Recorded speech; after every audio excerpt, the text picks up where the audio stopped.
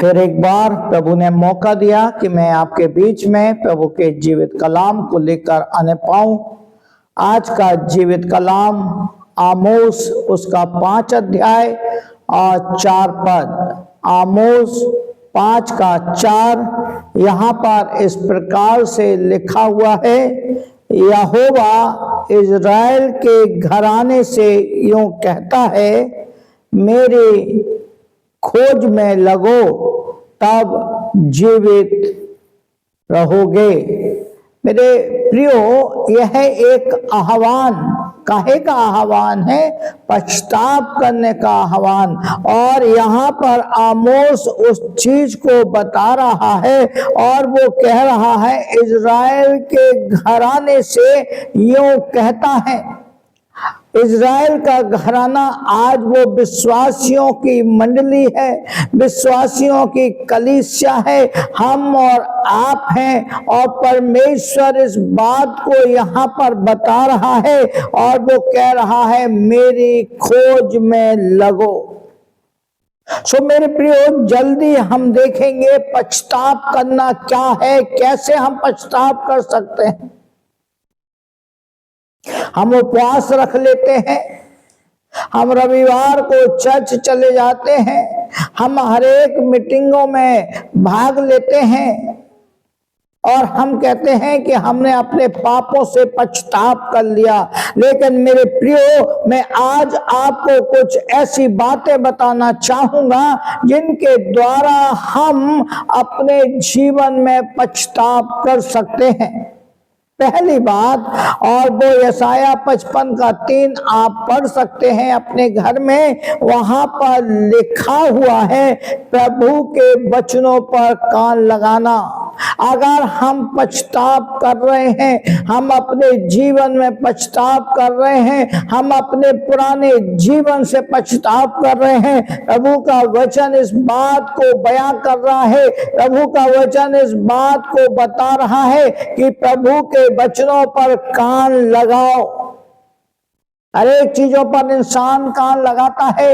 आजकल मनुष्य हर एक छोटी छोटी चीजों पर कान लगाता है, लेकिन प्रभु के वचनों पर मनुष्य आज कान नहीं लगा रहा है। मेरे प्रिय, प्रभु का वचन बताता है, अगर आपको अपने जीवन में पश्चाताप करना है, प्रभु के वचनों पर कान लगाना पड़ेगा। सो पहली बात कि प्रभु के वचन पर कान लगाना। दूसरी बात, और जो आगे की हम बातें बता रहे हैं, वो यिर्मयाह 29 के 12 में लिखा हुआ है। अगर हम 11 पढ़ेंगे तो वो कल्पनाएं प्रभु जो आपके और हमारे लिए कर रहा है, और वो कल्पनाएं जो कर रहा है, वो कर रहा है जब हमारा जीवन पश्चातापी जीवन होगा, जब हम अपने जीवन को पश्चाताप कर देंगे, जब हम प्रभु के वचनों पर चल लगेंगे। तब प्रभु का वचन कहता है यिर्मयाह 29 के 11 में कि मैंने जो कल्पनाएं तुम्हारे विषय में की हैं, आपके विषय में प्रभु कल्पना कर रहा है, लेकिन मेरा विषय जो है वो पश्चाताप करना। और पश्चाताप करने के लिए पहली बात कि प्रभु के वचनों पर कान लगाना। दूसरी बात, मेरे प्रियो, मैं आपको बताना चाहता हूं, प्रभु को पुकारें, पुकारें, पुकारे प्रभु को। प्रभु कहता है, मैं तेरी आवाज को सुनने के लिए तत्पर रहता हूं। वो हमारी प्रार्थना को नित्य सुनता है। प्रभु को पुकारें। तीसरी बात, प्रभु से प्रार्थना करें।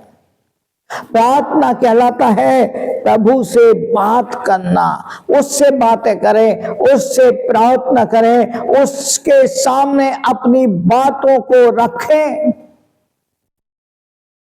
और चौथी बात, प्रभु को ढूंढें, प्रभु को ढूंढें। बाइबल में कई ऐसे दृष्टांत हैं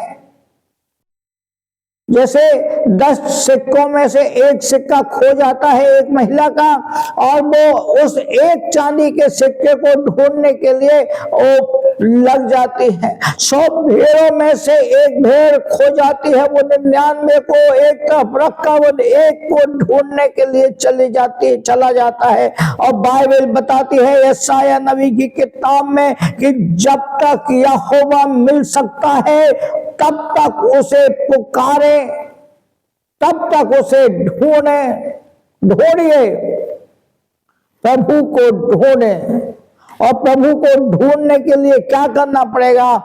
वचनों पर कान लगाना पड़ेगा, उसको पुकारना पड़ेगा और उससे प्रार्थना करना पड़ेगी।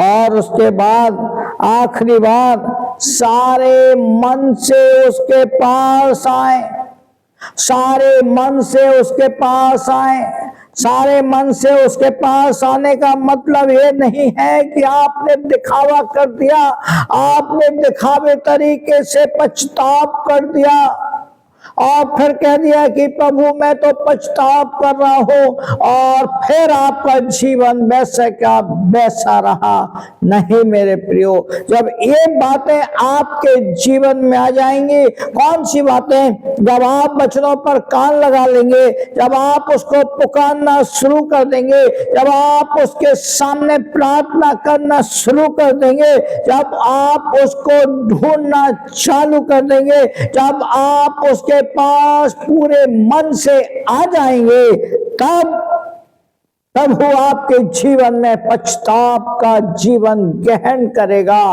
और उसी के आगे लिखा हुआ है यशायाह नबी की यिर्मयाह की किताब, उसका 29 अध्याय और 14 पद में लिखा हुआ है, मैं तुम्हें मिलूंगा, मैं तुम्हें मिलूंगा। ये यहोवा की वाणी है। मेरे प्रियो, मैं आपसे कहना चाहता हूं, अब तक आपने अपने जीवन को कैसे चलाया मैं नहीं जानता, लेकिन आज वो समय है कि आप अपने जीवन में पछतापी मन को लेकर आए, क्योंकि प्रभु पछतापी मन को गहन करता है। सो प्रभु आपकी मदद करें, प्रभु का अनुग्रह, प्रभु की आशीष आपके जीवन में बनी रहने पाए और प्रभु आपके जीवन में काम करने पाए। प्रभु का अनुग्रह, परमेश्वर पिता का प्रेम और पवित्र आत्मा की संगति और सहभागिता आपके ऊपर, आपके परिवार के ऊपर और जितने इसको सुनते हैं उनके और उनके परिवार के ऊपर, आपसे लेकर प्रभु यीशु के द्वितीय आगमन तक बनी रहे। आमीन। मैं आपसे निवेदन करना चाहता हूं कि अगर आप इसको सुन रहे हैं और अगर आपने इस चैनल को सब्सक्राइब नहीं किया है, आप कृपया इस चैनल को सब्सक्राइब करें, दूसरों तक इन मैसेजेस को पहुंचाएं, जिससे कि जो आशीष आप पा रहे हैं, जो आशीष मैं पा रहा हूं, वो दूसरे भी पाने पाए। प्रभु आप सबको बहुत आशीष दे। आज रात प्रभु आप सबको संभाले और आपके जीवन में एक नया भोर का प्रकाश दिखाए। आप सभी को जय मसीह के।